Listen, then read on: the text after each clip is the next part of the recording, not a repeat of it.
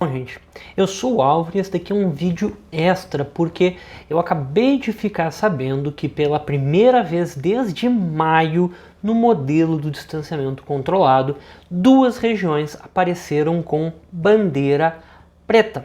Esse daqui é o mapa preliminar do modelo do distanciamento controlado, lembrando que ele atribui 4 bandeiras, né? Bandeira amarela, bandeira laranja, bandeira vermelha e bandeira preta, de acordo com o teórico risco do Covid-19 na região. E pela primeira vez, eu tenho que falar isso com bastante ênfase, pela primeira vez desde maio, quando esse modelo foi implementado, apareceu a bandeira preta. Eu me lembro que lá desde o início eu era muito vocálico que a bandeira preta ela era quase impossível de aparecer. E mais do que isso, ela era impossível de aparecer matematicamente antes que o sistema de saúde do estado como um todo estivesse colapsado ou no mínimo à beira do colapso. Então, quando hoje eu fiquei sabendo bandeira preta apareceu, na hora o que eu tive que pensar? O Estado está com o sistema de saúde à beira do colapso e não é a região da bandeira preta somente.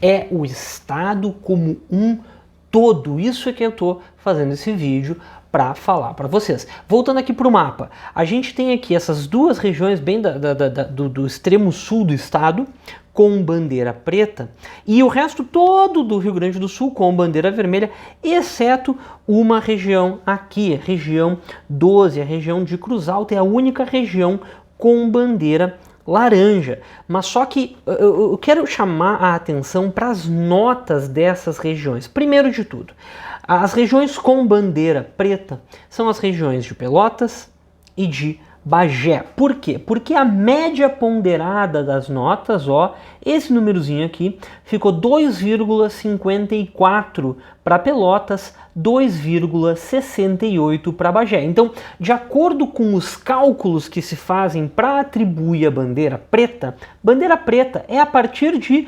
2,50. Então esses dois municípios ficaram acima de 2,50 e por isso obtiveram bandeira preta. Mas agora chamaram a atenção. Olha essa região, que é a região de Caxias do Sul. Ficou com bandeira vermelha? Ficou, mas olha a média. 2,49. Se escaparam da bandeira preta, no detalhe, qualquer coisa aqui a mais, qualquer soprão a mais aqui, a Caxias do Sul ia junto para a bandeira preta. Na verdade, todas essas regiões que estão acima de nota 2 são regiões que preocupam muito. Ó, Santa Maria, Uruguaiana, Capão da Canoa, o litoral está muito complicado. Novo Hamburgo, Canoas, Guaíba está no limite, Porto Alegre, Santa Rosa, Palmeira das Missões, Erechim, Passo Fundo, todas essas regiões estariam, a meu ver, com nota acima de 2, o que é uma nota muito, muito alta e numa situação muito grave. As únicas regiões com nota um pouquinho melhor, Taquara, Santo Ângelo, Cruz Alta, Ijuí, Cachoeira do Sul, Santa Cruz do Sul e Lajeado. São as únicas regiões que realmente estão com a nota abaixo de 2 e que a situação talvez esteja um pouquinho mais controlada. Mas enfim, lembra dessas duas colunas aqui? Essas duas colunas são as colunas que eu falo há muito tempo sobre elas, que são colunas que têm um peso muito grande nessa nota e são colunas estaduais, ou seja, colunas onde todo mundo vai receber a mesma nota. E de fato, olha só, essa coluna aqui, leitos de UTI livre dividido por leitos de UTI ocupados, tá no estado inteiro, esse quociente está em 0,44. O que significa?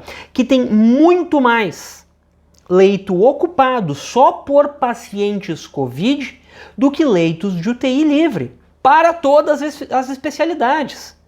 Então, ter bandeira preta, ter esse quociente aqui 0,44 é horrível para o estado.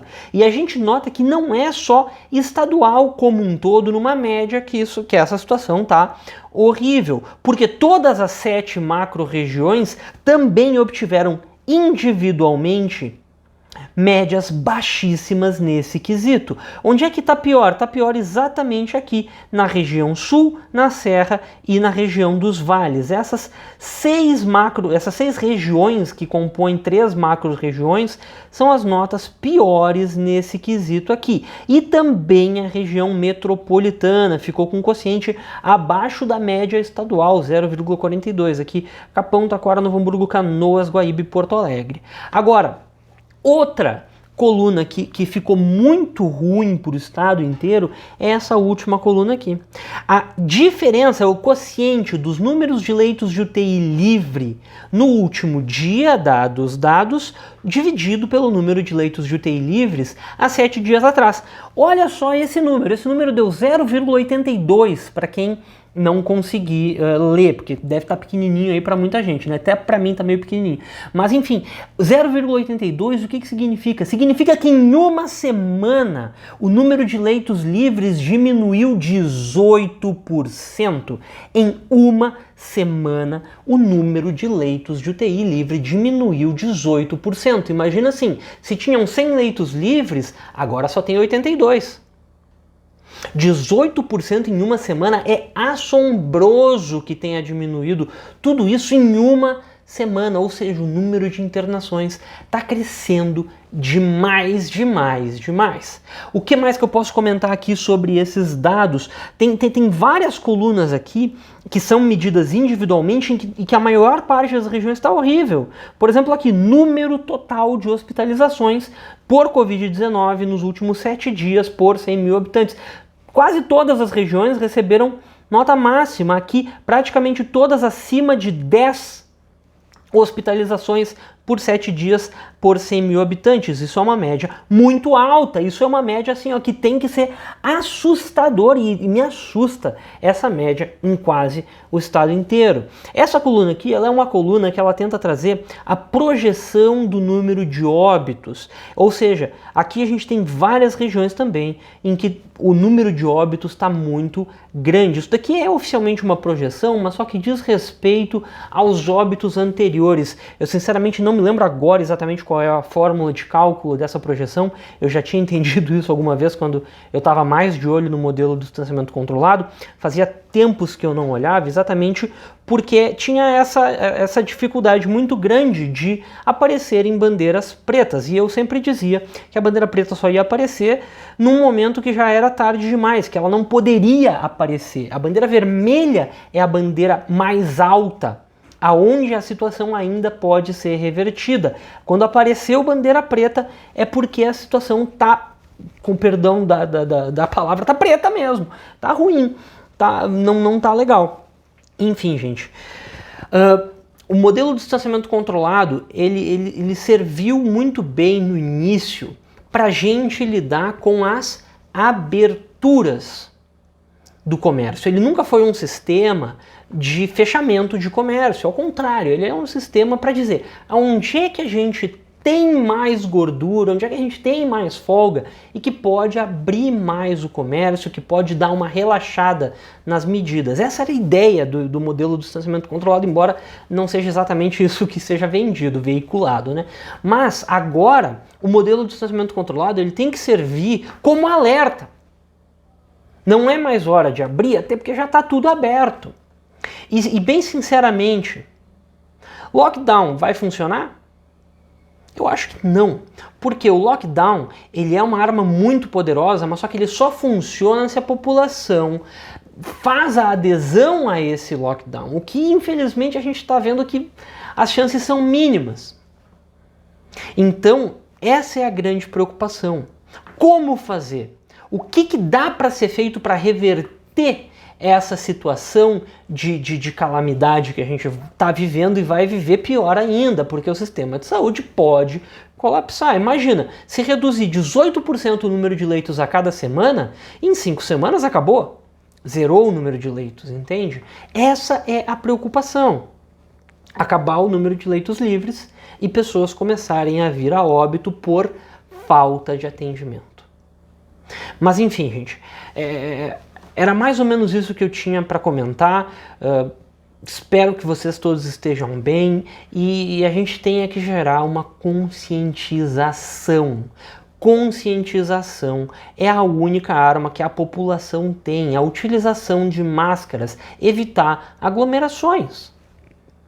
Isso vai incluir aí Natal e Ano Novo, infelizmente. Natal e Ano Novo, o melhor é cada um na sua casa. Faz uma festa virtual, convida por esses meios digitais que a gente tem, que deixam a gente tão perto. Tão longe, mas tão perto, né? Mas, de novo, qual é a política pública que pode ser feita, já que o lockdown realmente não é uma opção hoje em dia? Testagem. Testagem em massa. Testagem preventiva, rastreabilidade.